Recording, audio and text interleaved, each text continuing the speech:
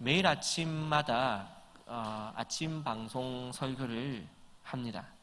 분이엘 고등학교에서 교목으로 있을 때에 여러분들 학교에서 예전에 뭐 그런 게 있었는지 모르겠지만 명상의 시간 뭐 이런 시간과 비슷하다고 보시면 됩니다. 보통 명상의 시간 담임 선생님이 지도를 하시게 되면 명상의 시간이라고 시작은 했지만 잔소리로 끝나는 시간, 그런 게 아침 조례 시간에 하는 그건데요. 아침 조례 시간에 뭐 굳이 조금 비하해서 표현을 하자면 아침 조례 시간에 오늘 담임 선생님들이 학생들을 어떻게 정죄하고 어떻게 잔소리를 할 수 있게 하는 근거를 제공해 주는 시간이 아침 방송 시간이라고 할 수도 있겠지요.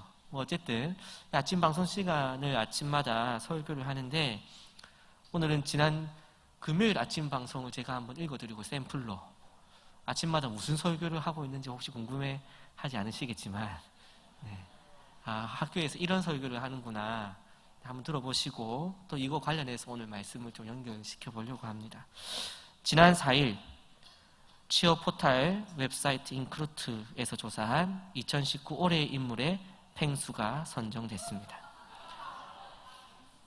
아침 방송 분위기 이런 분위기는 아닙니다. 반응이 없어요. 어쨌든 계속 읽겠습니다.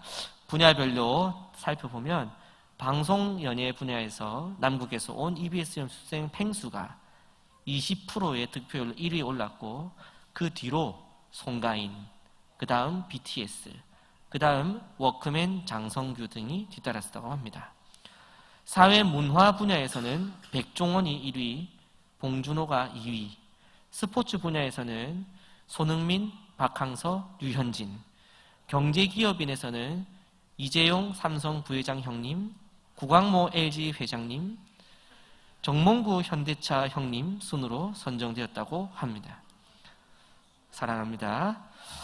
특히 인상적인 것은 성인 2,300명을 대상으로 조사한 올해 인물의 EBS 캐릭터 팽수가 1위를 했다는 점입니다. 최근 팽수는 기존의 EBS 방송 캐릭터와는 결이 다른 파격적인 캐릭터를 선보이면서 화제를 끌고 있는데요.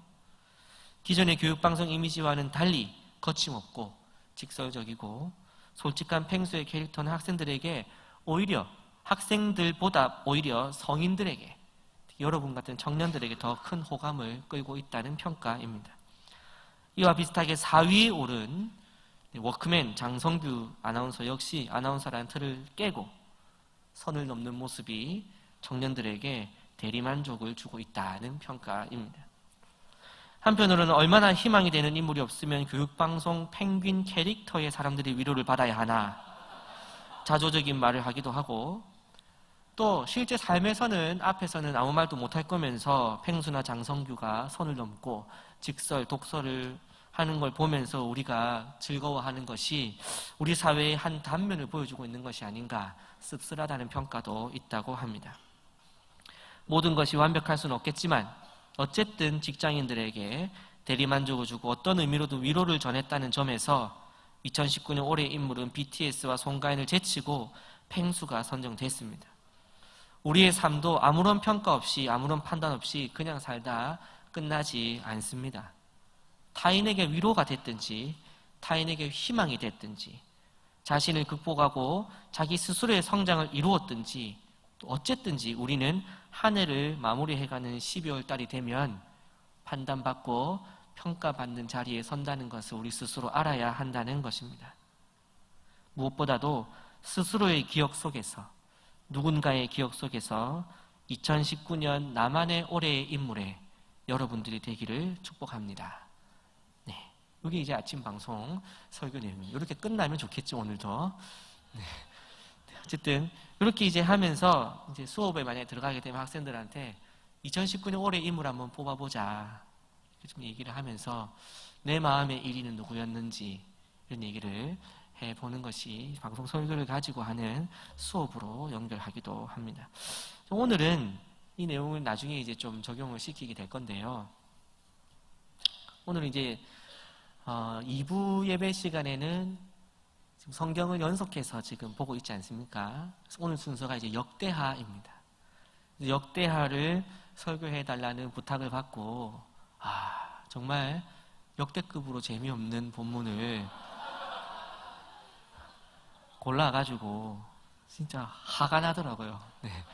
역대하. 죄송합니다. 이런 거 안 하겠습니다. 어쨌든 역대하를 설교를 해야 되는데 어떤 본문을 선정을 해야 될까 하는데 제 마음에 들었던 생각이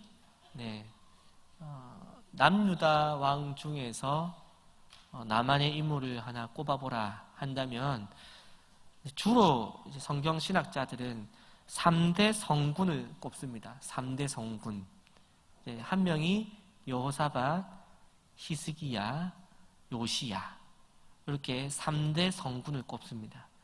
그 중에서 우리가 익히 이제 주로 듣는 것은 이제 히스기야, 요시야 이제 주로 많이 듣고요.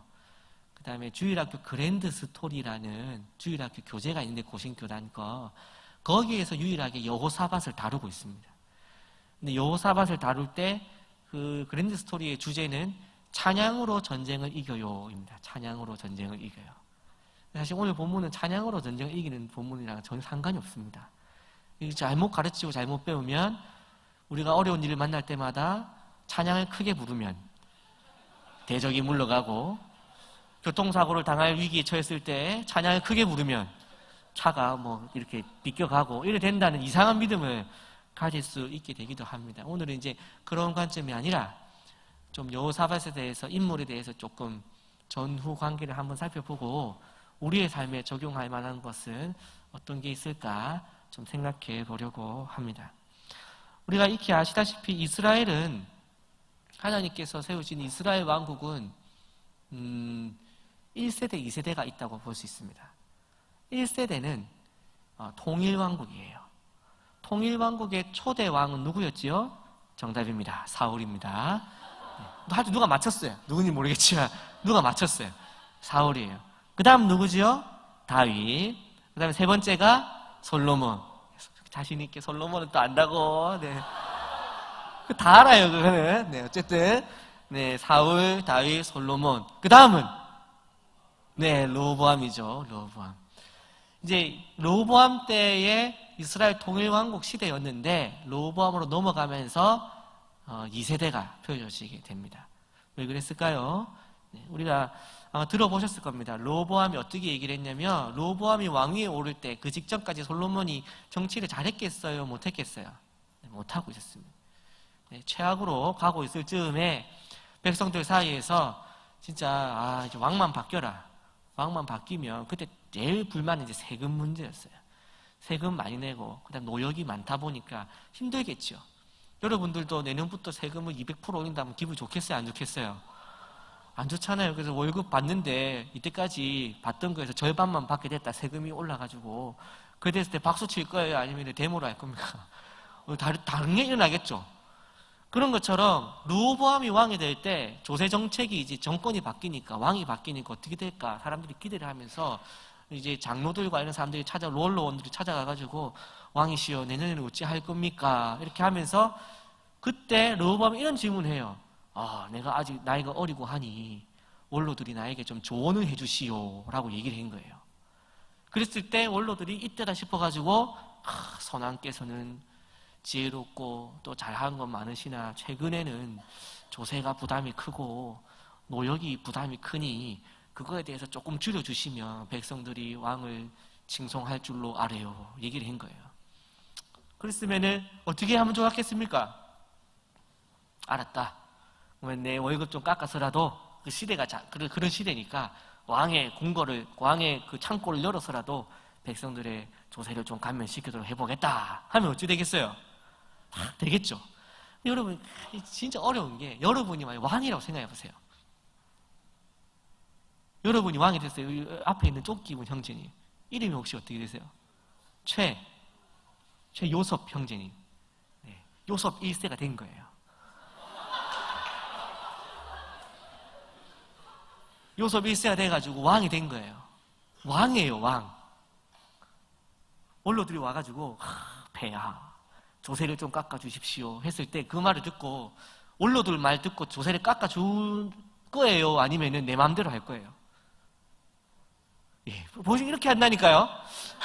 왕 되기 전에는 그렇게 안 할 것 같은데 전부 다 이상하게도 실제 왕이 되는 순간 주변의 말을 듣지 않습니다. 사람은 자리에 따라서 행동하기 때문에 그렇습니다. 제가 읽어보진 않았는데 딱 유일하게 짤 하나만 딱 본 만화가 있는데 송곳 혹 아십니까?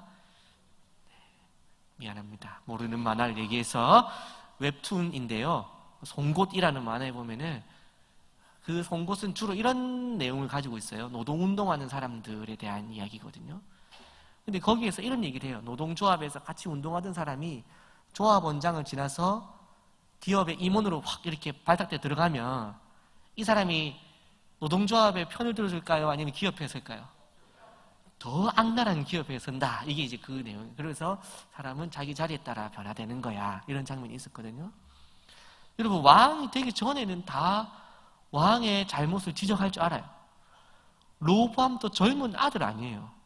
솔로몬 아버지가 마지막에 왕 정치를 잘 못할 때 로보암이 저거 친구들하고 모여갖고 뭐라고 얘기했을까요? 아빠가 옛날에는 서울대 나오고 괜찮았거든. 솔로몬이 그래도 괜찮았거든. 근데 요새 보니까 반날 많이 흐려지셨대. 이 얘기를 로보암이 분명히 했을 거란 말이야. 그러면서 주변에 있는 사람들이 이렇게 얘기했겠지.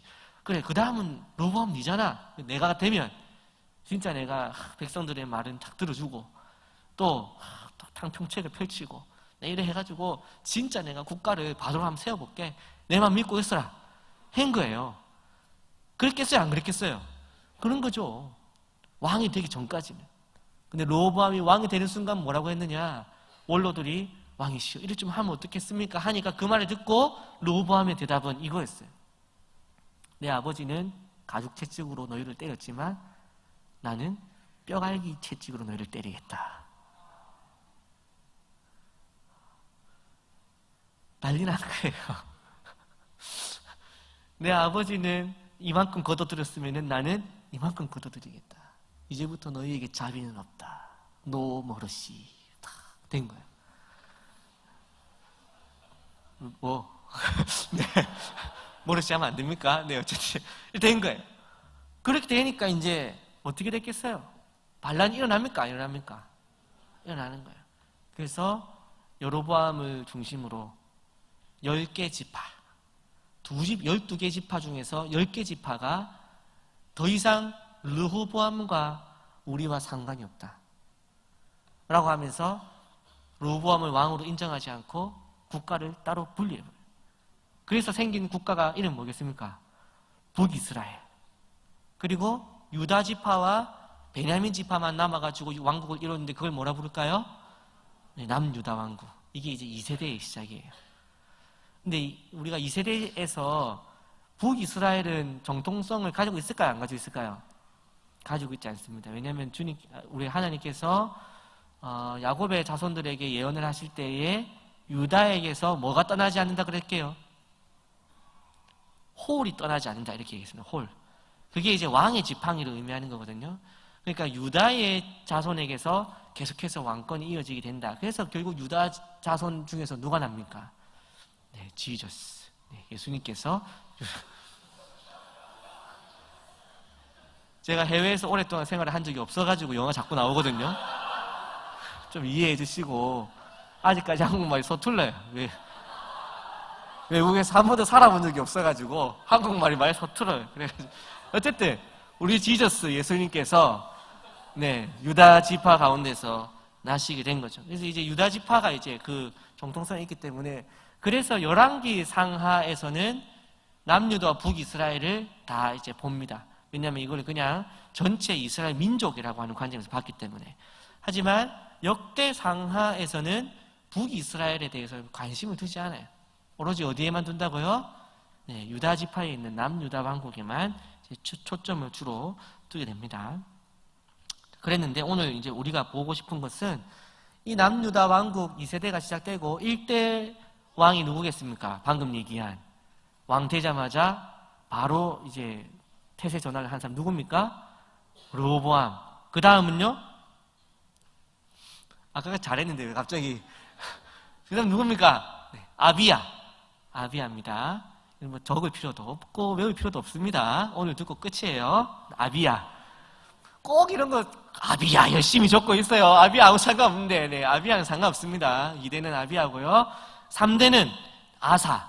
그리고 네 번째가 바로 오늘 우리가 살펴보는 여호사밧이다.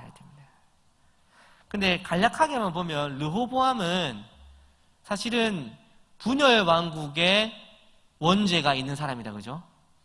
그러면은 그 자손들이 생각할 때, 르호보암 생각할 때 감정이 좋겠어요, 안 좋겠어요?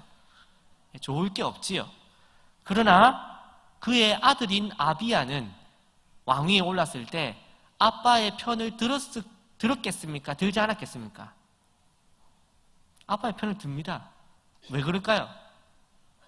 우리가 성경을 그냥 이렇게 아비야가 됐다 하더라 이렇게 끝날 게 아니고 아비야의 심정을 생각해 볼 필요가 있는 거예요. 이렇게 보면 이 역대하도 역대급으로 재미없는 말씀이 아니고 재미있는 말씀이 될 수 있는데, 자, 이제 르호보암이 분열 왕국을 만들었단 말이에요. 그리고 아빠가 잘못해가지고 왕국을 둘로 쪼갠 아들이 왕이 올랐을 때의 마음을 생각해 보라고요. 나는 아빠를 그냥 뒀을 뿐인데 그 아빠가 국가를 반으로 쪼갰어요. 그리고 아버지가 이제는 네가 해라 이러고 도망가면 없어. 이제 나는 이제 어떡하냐고요. 우리 생각에는 다시 통일시키면 안 될까 이런 생각을 혹시 할 수 있을 수 있겠지만 그건 이미 틀렸어요. 그죠? 북이스라엘의 10개 지파는 르호보암을 왕으로 보지 않기 때문에 르호보암의 아들인 아비야를 좋게 생각하겠어요? 나쁘게 생각하겠어요? 나쁘게 생각하죠. 아비야 가가지고 우리 형님들 다시 잘 지냅시다 된다고 되겠어요? 안 되는 거예요. 그래서 아비야는 열심히 북이스라엘과 더불어 싸웁니다. 전쟁에 또 잘해가지고 아비야는 대부분의 전쟁에 승리해서 북이스라엘을 철저히 짓밟는 일에 아비야가 앞장서게 돼요. 그래서 남유다와 북이스라엘 관계에서 이때 남유다 왕국이 좀 더 우세한 시절. 자, 그 다음이 누굽니까? 방금 얘기했다시피 아사 왕은 르호보암과 아비야는 사실은 하나님 앞에 평가에 뭐 할 게 없어요. 르호보암은 일단 벌써부터 잘못한 게 있죠. 그죠? 나라를 둘로 쪼개는데 결정적인 역할을 했잖아요. 거기다가 그 쪼개진 왕국을 견고히 세우는 일에 누가 쓰임 받았습니까? 그의 아들 아비야가 쓰임을 받았죠. 전쟁에서.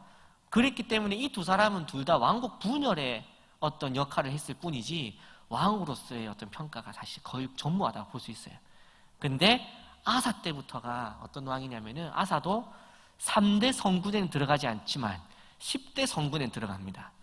자꾸 이런 식으로 하면 3대 성군, 10대 성군, 25대 성군, 147대 성군 이러면 다 성군에 쳐드는데 그렇게 안 치고 일단 3대 성군, 10대 성군 하는데 10대 성군에서 이제 아사가 그 중에서 이제 들어간단 말이에요. 그래서 아사 같은 경우에는 어차피 분열된 왕국에서 2세대가 지나갔잖아요. 르호보암 지나갔죠. 아비야 지나갔죠. 그리고 자기가 왔어요. 그러니까 아사는 전쟁을 열심히 해야겠어요? 아니면 이제 내정을 해야겠어요? 네, 이제는 좀 정치 이제 좀 이렇게 내부를 정돈을 할 때가 됐잖아요. 그러니까 아사는 이제 백성들을 돌아보고 경제를 돌아보고 이런 걸 하다 보니까 백성들에게서 평판이 좋았겠어요? 안 좋았겠어요? 좋단 말이에요. 그나마 성군으로서 쫙 이렇게 했는데 그리고 나서 돌아가시게 되면서 그 아들이 나온 게 바로 여호사밧이라는 거예요. 근데 우리가 다 살펴볼 수는 없지만 아사도 그렇고 여호사밧도 그렇고 동일한 죄가 하나가 있습니다. 그것은 뭐냐면 안정감을 추구했다는 점이에요. 안정감을 추구했다. 아사 같은 경우에 어차피 북이스라엘하고 남유다는 이미 갈라섰고 그러면 이제 남유다의 왕이 됐으면은 누구를 의지하며 살아야 됩니까? 성경을 늘 보니까 당연히 하나님을 의지하며 살아야 되지요. 근데 하나님 보입니까? 안 보입니까? 안 보이잖아요. 우리도 마찬가지예요. 우리가 뭐 새로 직장에 취업하고 내지는 뭐 대학교 입학을 하고 아니 뭐 대학원에 진학을 해서 뭔가를 해야 되면은 우리는 누구를 의지해야 됩니까?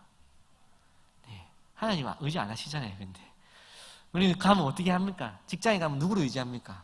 상사를 의지하죠. 그리고 오늘 어느 게 썩은 동아줄인지 어느 게 동아줄인지 구분하고 이 줄을 잡아야 되나 저 줄을 잡아야 되나 이 줄 한번 잡아봤다가 잡자마자 바스러지는 걸 보면서 내가 썩은 동아줄을 잡았구나 뭐 하기도 하고 대학원에서도 어떻습니까? 학위를 잘 받으려면은 이 교수님 선을 서야 되나, 저 교수님 줄을 서야 되나, 이 교수님 줄을 서면은 나를 노예로 부리다가 버릴 게 뻔한데, 이런 거 이제 생각해. 대학교도 마찬가지잖아요. 선배가 찾아와가지고 학회장 할래? 아니요, 안 할 건데요. 괜히 한번 말려들고 학회장 했다가 온갖 욕을 먹으면서 이런, 누구를 믿어야 될지 우리는 모른단 말이에요. 그러면서 우리는 누구를 믿어야 될지 모르는 상태에서 아무나 믿는 삶을 살아갈 때가 많습니다, 사실은. 그러나 우리 삶의 현장은 그렇지만 사실 교회에 와서 맨정신으로, 맑은 정신으로 성경을 읽을 때 우리는 알아요. 여호사밧은 누구를 의지해야 됩니까? 하나님을 의지해야 되죠. 아사도 누구를 의지했어야 됐습니까? 하나님을 의지했어야 맞습니다. 우리는 알아요. 남일이니까. 그러나 본인 일이었을 때의 아사와 여호사밧은 하나님을 의지하는 게 쉬웠겠습니까? 어렵겠습니까? 어렵단 말이에요. 왜? 하나님은 안 보이니까요. 당장 내 눈에 하나님이 보이지 않는단 말이에요. 그러니까 당장 내 눈에 보이는 사람을 의지하게 됩니다. 그래서 아사와 여호사밧은 한 명을 의지하게 되는데, 북이스라엘의 그 왕권을 확립하고 전쟁에 능한 왕 중의 왕, 굉장한 왕이 한 명 있어요. 누굴까요? 그 이름이 바로, 근데 전쟁에 능하고 국가 영토를 늘리는 데는 아주 능력이 있는데, 정말 우상숭배라는 우상숭배는 다 하고 악한 왕으로서는 그냥 레전드를 찍은 사람이 있어요. 그렇죠? 일단 찍어봤는데 맞았습니다. 아합. 악한 왕을 얘기할 때, 북이스라엘에서 얘기할 때 제일 첫 번째로 꼽는 게 바로 아합이에요. 근데 아사 왕은 아합과 연결을 짓고, 또 여호사밧도 아합을 의지하게 됩니다. 왜 그랬겠습니까? 당연하죠. 전쟁을 잘하는 국가고 군사력이 뛰어나니까 그 사람하고 등지는 게 좋겠어요? 아니면 잘 지내는 게 좋잖아요. 그러니까 그들과 잘 지내고, 특히 여호사밧 같은 경우는 이 아합의 딸과 자기의 아들을 정략 결혼을 시키는 일까지 하게 돼요. 왜 그렇게 했겠습니까?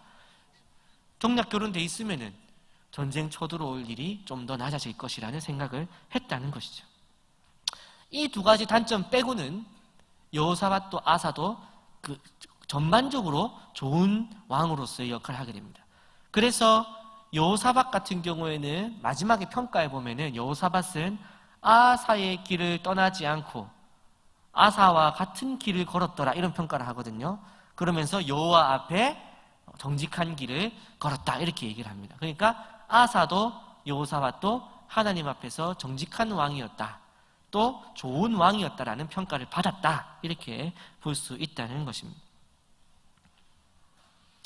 이제 여호사밧이 왕이 된 이후에 무슨 일을 하게 되느냐? 크게는 세 가지로 볼 수 있는데요. 첫째는 우상과 산당을 파괴를 하게 됩니다. 근데 오늘 이제 마지막 절에 보면은 산당만은 완전히 파괴하지는 못했다, 이런 얘기를 하고 있어요. 그러니까 산당을 좀 밀어내기는 밀어내지만 산당 자리 자체는 못 부수는 거죠. 지난번에도 황 목사님께서도 이 산당 얘기를 잠깐 하셨지만, 산당은 가나안 땅에 있던 원주민들이 그 땅의 신들을 섬길 때 사용하던 제단입니다. 잘 지어놨겠습니까? 대충 지어놨겠습니까? 잘 지어놨겠죠. 그거 그냥 그대로 쓰면 되잖아요. 그런 마인드인 거죠. 그런데 그냥 쓰면 되는 건데, 거기에 문양들도 그렇고 거기에 물건들도 그렇고 그 이전에서도 우상들을 상징하는 물건이 있겠어요, 없겠어요? 있단 말이에요. 근데 우리 또 마음이 오픈마인드인 남유다 왕국의 제사장들은 바알 모양이 중요하나 중심이 중요하지 하면서 산당에서 그냥 바알 제단 위에다가 주님께 드리는 제사물을 올렸다. 이게 바로 산당을 그대로 사용했다는 뜻이에요. 그러면은 산당에서 하나님께 예배를 드린다는 것은 신앙적으로 무슨 주의라고 할 수 있을까요? 혼합주의라고 할 수 있죠. 혼합주의. 혼합주의가 신앙에 있어서 제일 나쁜 게 혼합주의예요. 혼합주의. 차라리 어디 뭐 이렇게 뒤집어지면 그게 틀렸다고 얘기하면 되는데, 혼합주의는 지적하기가 어려운 거예요.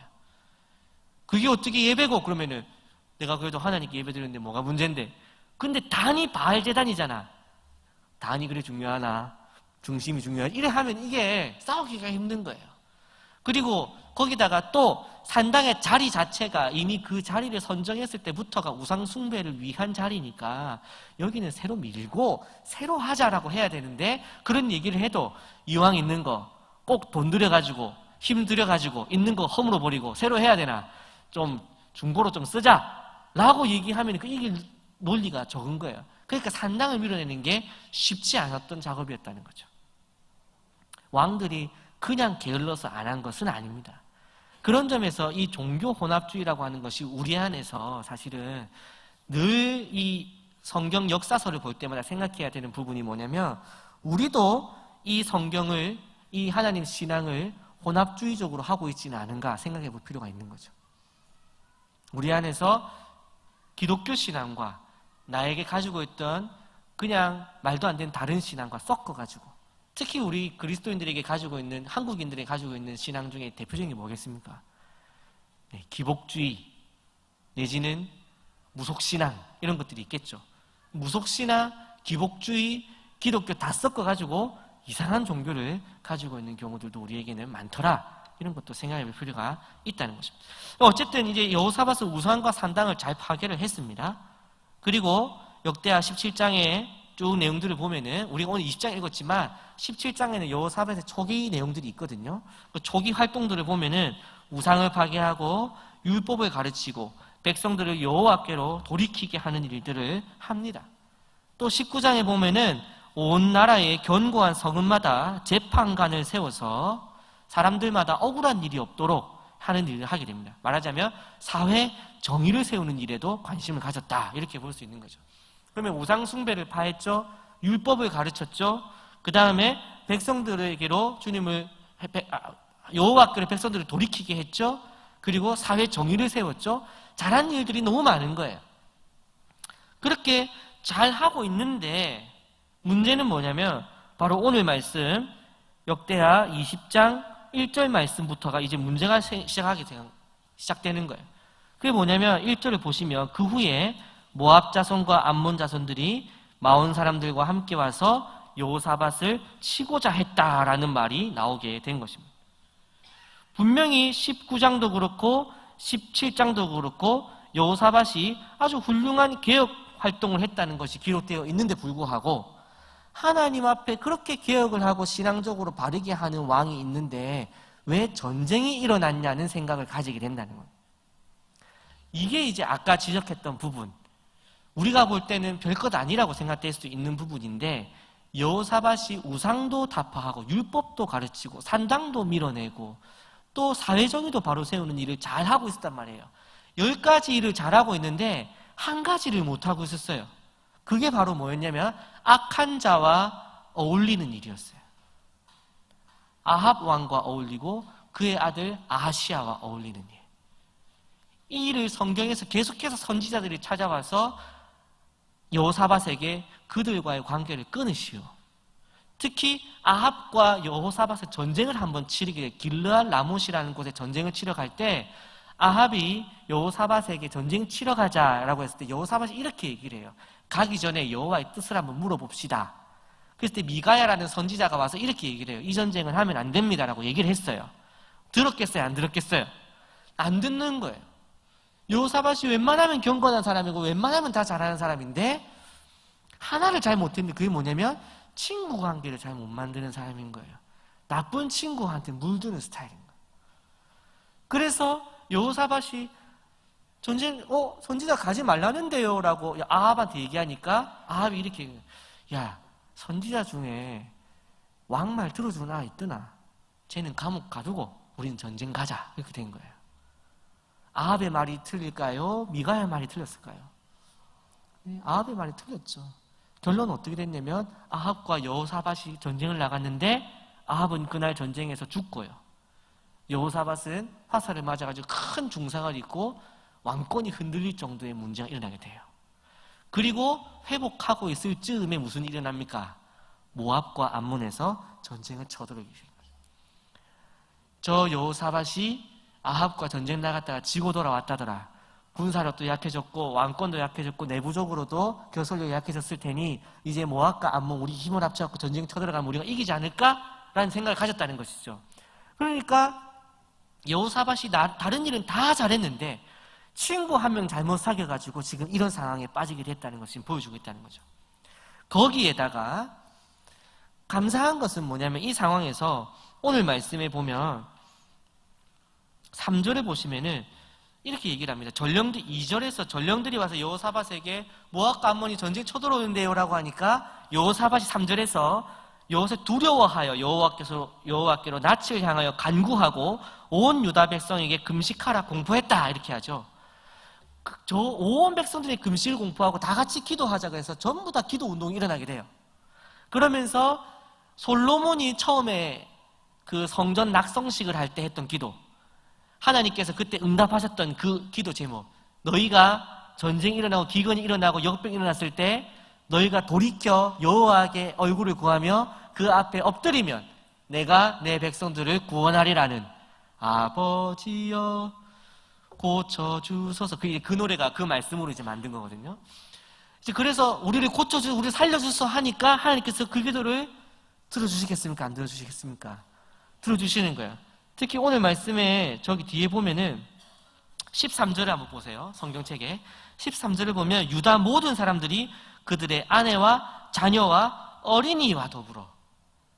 그러니까 이때 모압과 암몬의 군대가 얼마나 위협적이었는지 알 수 있죠. 어린이들까지도 다 금식했다는 거예요. 다 같이 금식하고 다 같이 기도 자리에 모여서 정말로 여호와의 이름을 구하면서 살려달라고, 이거 우리 전쟁 나면 큰일 납니다, 살려주십시오 기도를 했다는 거예요. 그렇게 했더니 하나님께서 오늘 전쟁 내용을 간략하게 제가 요약을 해서 드리면은 무슨 일이 일어나냐면, 모든 백성들이 이제 모여가지고 금식하면서 기도를 했죠. 그랬더니 21절에 보니까 예언자가 찾아옵니다. 여호사밧에게. 왕이시여, 백성들이 다 모여가지고 지금 금식하고 기도하고 있네요. 어린이들까지 와가지고 다 같이 기도하네요. 참 보기 좋습니다 하면서 뭐라고 얘기하냐면, 전쟁에 나갈 때 두려워하지 마시고 당신이 반드시 이길 것이니까 아무 걱정하지 마십시오. 그러나 전쟁이 이기는데 왕의 군사는 전쟁을 할 필요가 없습니다. 여호와께서 전쟁을 그냥 주도해서 이기실 것입니다. 당신들은 서서 구경만 하십시오. 이 말씀이 여호사밧에게 떨어진 거예요. 얼마나 힘이 납니까? 기도하고 금식했더니 하나님께서 은혜를 주신다. 여호사밧이 전쟁터에 나가서 군사들을 서가지고 그 대적들을 향해서 눈을 들어 바라보았습니다. 그랬더니 전쟁이 일어나기 직전에 저기 모여있는 모압과 암몬 군사가 모여있는데 그 옆에서 갑자기 이상한 복병이 일어나서 모압과 암몬에게 전쟁을 걸기 시작했어요. 그게 누구였냐면 바로 세일 족속들이었습니다. 세일 족속들은 원래 어떤 족속이냐면은 전쟁이 나고 나면은 모압과 암몬 연합군이 남유다 왕국과 이제 전쟁을 펼치잖아요. 그 연합군과 남유다 전쟁이 나죠.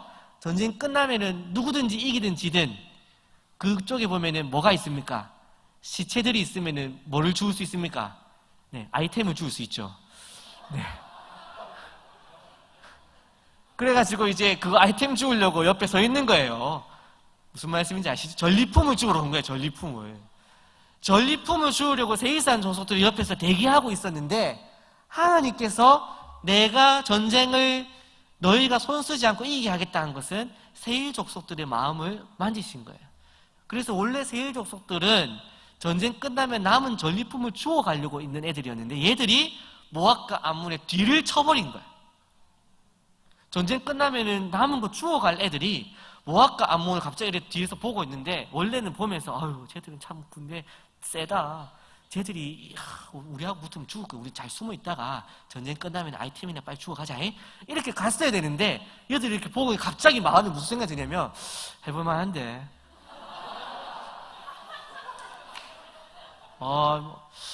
우리가 레벨 더 높을 것 같은데 이 생각이 든 거예요. 안 되는데. 그래가지고 세일산 애들이 가가지고 야 우리랑 붙자 이래가지고 이제 붙었는데, 어떻게 되냐면 세일산이 이겨요. 세일 족속 애들이 붙어가지고 모압 암몬 연합군을 깨뜨린 거예요. 모압 암몬이 열받겠어요, 안 받겠어요? 열받죠? 그러니까 본국에 있는 애들 더 데려와가지고 세일 산에 올라가서 본격적으로 싸워가지고 세일을 전멸을 시켜버립니다. 자, 그러면은 세일도 원래는 남유다한테 언제나 위협적인 족속이겠죠. 늘 와서 호시탐탐 하이에나 같은 존재니까. 근데 세일 족속이 그날 전멸이 당해요. 그리고 끝나고 나서 모압과 암몬이, 모압 암몬 연합군이잖아요. 근데 뒤에서 세일 족속들이 와서 맞았잖아요. 한판 지고 다시 갖고 싸워서 이겼죠. 근데 다시 싸울 때 이런 얘기가 오간 거예요. 여기는 다 성경에는 없는 얘기지만 제가 지금 해석을 하는 겁니다. 모압과 성경에서는 세일 족속이 치고 모압 암몬이 그들을 진멸하고 모압 암몬이 자기들끼리 싸워 그들도 전멸당하였더라. 이게 끝이에요. 근데 스토리를 생각해보면 이렇잖아요. 세일 족속이 뒤를 치니까 모압 암몬 형들이 무슨 생각했겠어요? 누가 뒷문 열어줬냐. 이게 이제 범인 찾기 들어갔겠죠. 범인 찾기 하다 보니까 모압은 누굴 찍었겠어요? 암몬을 찍죠. 암몬은 누굴 찍어요? 모압을 찍죠. 서로 범인으로 찍고는 어떻게 됐겠어요? 일단 세일을 끝나자마자 세일상 끝나자마자 스타크래프트로 치면 갑자기 한 명이 얼라이를 미안합니다. 이런 거 안 하겠습니다. 갑자기 동맹을 끊고 공격을 한 거예요. 갑자기 혼자 맞으니까 열받아요, 안 받아요? 열받으니까 다시 여기도 동맹을 끊고 둘이 전쟁이 나가지고 모압 암몬이 서로가 다 죽을 때까지 전쟁을 펼치게 된 거예요. 그리고 여호사밧은 그동안 뭐 하고 있습니까? 꿀잼, 구경. 와, 이게 이렇게 되나? 이걸 이렇게 이기나? 그냥 보고만 있으면 다 끝나는 거예요. 이 얼마나 재밌는 전쟁입니까? 다 끝나고 나면 이제 어떻게 됐습니까? 오늘 말씀은 25절 다 같이 한번 읽어볼까요? 시작!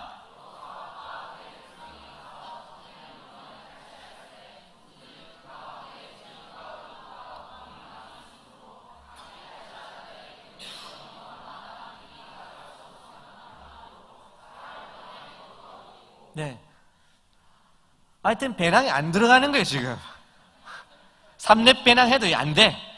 지금 이건 너무 이제 꽉꽉 찬 거예요. 너무너무 많은 전리품을 주어 3일 동안. 그래서 하루 가가지고 갖다 놓고 다음날 또 주워 또 갖다 놓고 3일 갖다 놓고 이렇게 할 정도로 많은 아이템을, 많은 전리품을 주게 됐다는 것이 이 전쟁의 결과인 것입니다. 이게 여호사밧에 있었던 일이에요. 여호사밧은 하나님께 복을 받은 자입니까? 복을 받지 않은 자입니까? 복을 받은 자입니다. 여러분 이거 잘 기억하십시오. 우리 옆 사람에게 한번 축복합시다. 당신도 하나님의 복 받은 자입니다. 일단 맞습니다. 왜냐하면 일단 여기 여러분 앉아 계시니까요. 우리는 다 하나님의 복을 받은 자들이 맞지요? 전리품을 다 주고 다 했어요. 그랬는데 오늘 본문 뒤에 우리가 읽진 않았지만 35절 이하의 내용을 보면은 그 내용을 제가 그냥 말씀을 드리면 무슨 일이 있냐면 하나님한테 그 정도 복을 받았으면은 여호사밧은 하나만 조심하면 돼요. 뭘 조심하면 될까요? 이 전쟁이 일어난 이유가 뭐였습니까? 뭐였죠? 친구 잘못 살고 아합하고 결탁했기 때문에 아합 말 들어가고 길르앗 라몬 전쟁 갔다가 화살 맞고 중상 입어가지고 국력이 약해진 틈을 타서 모압과 암몬이 쳐들어왔었죠. 그랬는데 금식하고 기도했더니 하나님께서 세일 족속을 들어치셔가지고 모압과 암몬, 세일 다 전멸시켜 주셨죠. 그러면 이제 이 여호사밧은 누구하고 관계를 끊어야 됩니까? 아합하고 관계를 끊어야 되잖아요. 근데 몸이 나으니까 아합하고 만나는 거라. 극혐이죠. 몸이 나으니까 아합을 다시 만나고 특히 아합의 아들 아하시야하고 연락을 취한 거예요. 아하시야가 찾아왔어. 여호사밧에게. 사밧 형님 찾아온 거예요. 그래서 야, 한동안 좀 자제해라. 내 너가 아버지하고 전쟁 나갔다가 내 죽다 사는 거 모르나? 너가 아버지 때문에 내 전쟁 난 거 모르나? 좀 찾아오려면은 좀 하지 말고 좀 해라. 이랬는데 아하시야 그런 거 없어요. 와가지고 형님 저 좋은 사업 아이템 있습니다. 넘어가요 안 넘어가요 또? 야 전쟁 아니고 전쟁 말고 그런 거 말고 사업 아이템 형님 내 못 믿나? 믿지. 뭔데? 형님 에시온 개발에서 배 만들어가지고 다시스에 무역하면 형님 스페인이거든. 서바나 들어봤나 형님? 스페인은 금이 넘쳐. 거기하고 무역하면 끝나는 거야. 이 얘기를 여호사밧에게 와서 한 거예요. 그게 들으면 혹하겠어요? 안 혹하겠어요? 혹하죠. 돈이라는데. 여호사밧은 항상 뭐가 문제였다고요? 친구를 잘못 만나요. 그래가지고 또 이 배를 만드는데 또 돈을 들여가지고 여호사밧하고 아하시아와 같이 배를 만드는데 선지자가 또 찾아와요. 하지 마세요. 분명히 이게 경고합니다. 여호와께 싫어하십니다. 하지 마세요. 했더니 그 얘기를 듣고 여호사밧이 어떻게 했겠습니까? 또 그렇죠. 바로 그냥 아시아한테 선지자 하지 말라는데 가두세요. 아버지하고 똑같아. 딱 치워버리고 바로 그냥 무역하려고 돈을 들여가지고 그 돈을 들인 거를 다시스로 배를 딱 띄웠는데 어떻게 됐습니까? 풍랑을 만나가지고 전 재산 다 날릴 뿐. 이게 그 여호사밧의 스토리의 마지막입니다. 오늘 이 말씀이 여러분 우리에게 어떤 교훈을 주고 있습니까? 우리가 사실은 여호사밧 이야기 같을 때 주목하고 싶은 것은 여호사밧의 전쟁의 승리 이야기만 주목하고 싶어요. 그렇죠? 금식하고 기도했더니 하나님께서 복을 주셨다. 여기에 주목하고 싶지만 저는 여기에 관심이 없습니다. 오늘 여러분에게 하고 싶은 것은 여호사밧이 자신의 약점을 끝끝내 극복하지 못하고 한 번의 실패와 경고에 불구하고 하나님께서 기회를 주셨음에도 불구하고 다시 같은 죄에 빠져들었던 이 장면을 우리가 아주 엄중하고 무겁게 주목해서 보자는 것입니다. 죄는 모양도 따라해서는 안 되죠. 우리 주변에 학교에서, 직장에서, 혹은 대학원에서, 혹은 어떤 자리에서든지 가정에서든지 간에 죄의 모양이 있을 때, 내 주변에 있는 사람이 죄의 모양을 가지고 살아갈 때 흉내내고 싶을 수 있습니다. 이번 주에 제가 오늘 고등부에서도 그런 설교를 했지만 수능 성적 확인이 12월 4일 날 하기로 돼 있었는데 12월 1일에 뚫렸어요. 한국 평가원이. 그래갖고 한 명의 학생이 그거를 먼저 확인하고는 인증사진 올린 거예요. 인터넷 카페, 수험생 카페에. 그 글이 올라오자마자 여러분 수능 성적을 먼저 확인한다는 건 입시 전략에 엄청난 혜택이 될 수 있겠죠. 수능 성적이 4일에 발표돼 지는 1일에 확인해. 그럼 이거 지원이 다르잖아요. 얘들이 그걸 보고는 총 312명이 그걸 확인하게 됩니다. 312명이 확인하게 되고 그걸로 인해 가지고 최종적으로는 평가원에서는 이 학생들을 이제 고소하기 직전에 지금 돼 있거든요. 근데 여러분 만약에 여러분 같으면은 수능 성적을 3일 먼저 확인할 수 있는 방법이 있다면 하겠습니까? 안 하겠습니까? 설교를 실컷 1시간을 해도 악의 모양을 쑥내를 내지 말라고 지금 내가 실컷 얘기를 하고 지금 결론에 와가지고 지금 헤어도 아니고 얼마나 급했으면 하요 이래요. 하면 됩니까? 안 됩니까? 안 되는 거예요. 근데 우리는 그런 순간이 올 때 이 유혹에 넘어가게 된다는 것입니다.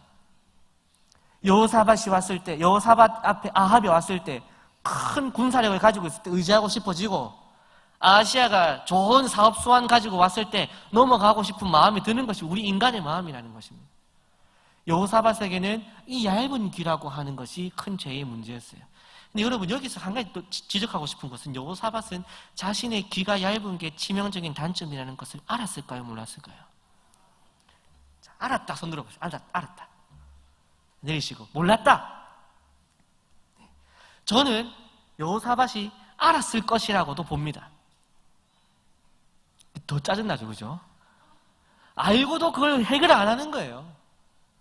더 답답한 상황은 뭡니까? 뭐가 문제인지 모르는 사람. 주변에 있는 사람 다 아는데 자기만 몰라. 옆에서 사람들 얘기해. 니 귀가 얇다. 그 얘기해도 에이, 니가 잘못 봤어. 내가 얼마나 귀가 두꺼운데. 이런 사람 진짜 답답하죠. 뭔지 아시죠? 야, 너는 이 단점만 고치면 니 참 좋은데 그 얘기하면 니가 나 잘못 본 거야. 나 안 그래. 미치는 거예요. 근데 이 사람만 싫은 게 아니에요. 이 사람도 싫어요. 야, 니 그것만 고치면 참 좋겠나? 맞다. 네, 그게 문제다. 내 고쳐야 되는데 40년째 못 고치고 있다 아이가. 80년째 못 고치고 있다 아이가. 이것도 문제예요.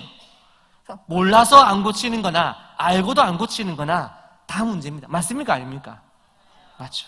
성경에서 오늘 여호사밧은 어느 케이스인지 정확하게 알지는 못하지만 문제는 뭡니까? 아합과 결탁해가지고 한번 매를 맞고도 고치지 않았다. 여호사밧은 다시 아시아 때의 똑같은 일을 반복하고 있는 모습을 지금 우리는 보고 있다는 것입니다. 죄는 모양도 흉내내지 말되 뽑아낼 때 뭐까지 뽑아내야 됩니까? 뿌리까지 발본색원해야 된다는 것을 여러분들은 기억해야 한다는 것입니다.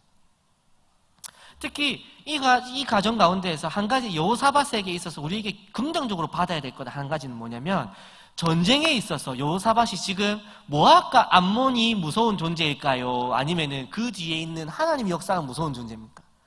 당연히 하나님의 역사를 바라볼 줄 알아야 되잖아요. 그런 것처럼 우리가 우리 앞에 놓여져 있는 문제를 볼 때 이 문제 앞에 있는 대상을 보지 말고 문제의 본질을 볼 줄 알아야 된다는 것이 오늘 이 본문 말씀 속에서 우리가 기억해야 될 부분이에요. 여호사밧이 만약에 모압과 암몬을 이기는 것만 집착했으면은 뭐를 준비해야 됩니까? 군사를 준비해야죠. 근데 여호사밧은 다행히도 그때 이 전쟁은 누구의 손에 달려있다는 것을 깨달았어요. 하나님의 손에 달려있다는 걸 깨달았죠. 그러니까 금식을 했잖아요. 원래 전쟁하기 전에 금식을 하면 됩니까? 안 됩니까? 안 되죠. 문제의 본질을 봤기 때문에 여호사밧은 금식을 했던 거죠. 다 잘했다 이거예요. 여기까지 좋았어요. 이거 하나만 여러분 기억하십시오. 문제의 본질을 봐가자 이거 기억하십시오. 근데 문제의 본질을 다 잘해놓고 제 문제는 뭐다?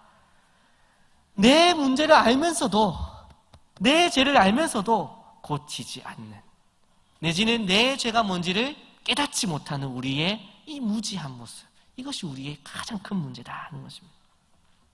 이번 주에 제가 우리 아내하고 밥을 먹으면서 한 가지 이야기를 했습니다. 큰 회개를 제가 했습니다. 뭐였냐면, 우리 아내가 결혼하고부터 5년 동안 지속적으로 저에게 지적했던 죄가 있었어요. 왜? 뭐 아십니까? 지속적으로 저에게 여보 그거는 죄다, 당신은 이게 좀 문제가 있다 라고 저를 지적을 했어요. 그럴 때마다 제가 항상 응 아니야, 당신 잘못 봤어, 당신이 죄에 대해서 뭘 안다고 그렇게 얘기를 할까? 우리가 한번 죄에 대해서 토론해보자, 우리의 죄가 좋은 가치 하면서 제가 얼마나 말빨로 이겨가지고 5년 동안 한 번도 그게 죄라고 제가 인정을 된 적이 없었어요. 5년 동안. 그러나 우리 아내는 지속적으로 당신 그것은 문제가 있다, 당신의 그 부분은 죄에 포함이 되는 것 같다 라고 할 때마다 제가 응 아니야, 네가 내 입장이 돼봐라, 또 뭐 해가지고 아니라고 5년 동안 제가 꾸어 삶아가지고 그것이 옳다라고 해낸 것이 저였습니다. 그랬는데 이번 주에 어떤 이유에서든지 이제 매일 아침마다 제가 이제 말씀 성경 큐티 이제 방송을 하잖아요. 설교를 제가 큐티를 하는 것 이상으로 매일 설교를 한 것은 사실은 작년부터 처음이거든요. 매일마다 설교하는 건 힘들어요. 아까 전에 그 설교 문장이 짧든가요, 길든가요? 생각보다 짧지 않아요. 딱 근데 다 읽으면 3분에서 5분밖에 안 되는데 그 풀 센텐스로 다 적어야 되기 때문에 긴 시간이 들어요. 그리고 이것을 하나님 말씀 묵상을 해야 되고 삶에 적용시켜야 되고 특히 불신자들이 들어야 되기 때문에 머리 터지는 거예요. 하나님의 뜻이 뭔지 분별하는 고도의, 죄송합니다, 너무 자아자체 심했네요. 그 과정이 있어야만 나오는 게 이 문장이라 이거예요. 그런데 이 묵상이 깊어지다 보니까 최근 한 몇 개월 사이에 제가 계속 우리 아내가 지적하던 그게 죄라는 생각이 슬슬 들기 시작한 거예요. 근데 인정하고 싶지 않았어요. 그래서 계속 무시하고 있었어요. 근데 제가 또 대학원 수업을 듣는데 거기에서 성경 말씀이 아니라 대학원 수업에서 그게 죄라는 얘기를 또 하는 거예요. 짜증나게.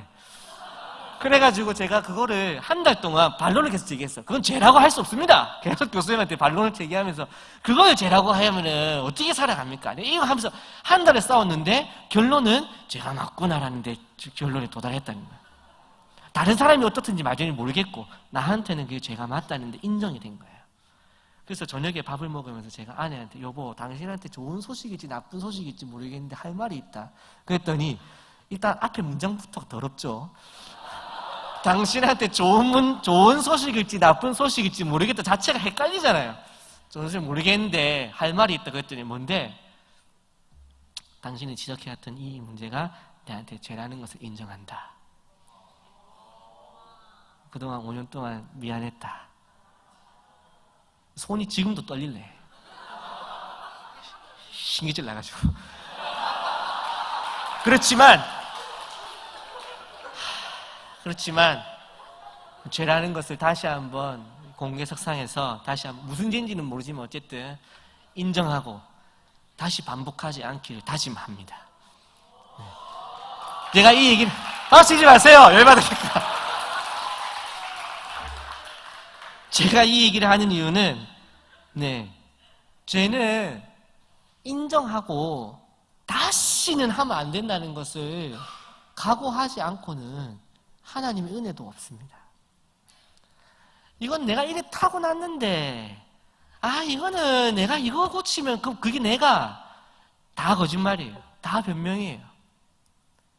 이거는 내가 어릴 때부터 이렇게 자라가지고 나는 이 부분에 상처가 있어가지고 많이 들어봤죠, 여러분? 여러분이 맨날 하는 소리잖아요. 죄는 죄예요. 여호사밧이 잘했죠. 좋은 왕이죠. 나쁜 왕입니까? 나쁜 왕입니까? 좋은 왕입니까? 나쁜 왕입니까? 나쁜 왕입니까? 나쁜 왕입니까? 좋은 왕입니까? 좋은 왕이잖아요. 그럼에도 불구하고 분명히 죄가 있다 이거예요. 무슨 죄? 나쁜 친구를 사귀는 죄가 분명히 있단 말이에요. 바뀌지 않는 사실이에요. 그리고 나쁜 친구를 만날 때마다 하나님은 여호사밧에게 징계를 내리셨어요. 여러분들에게도 하나님께서 그 죄 앞에 설 때마다 징계하시고 아프게 하시고 괴롭게 하시고 문제 일으키는 죄가 분명히 있을 것입니다.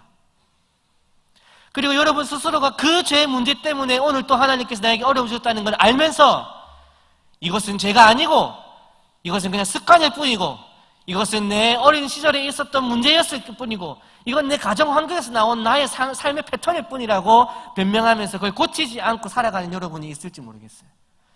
여호사밧도 마찬가지입니다.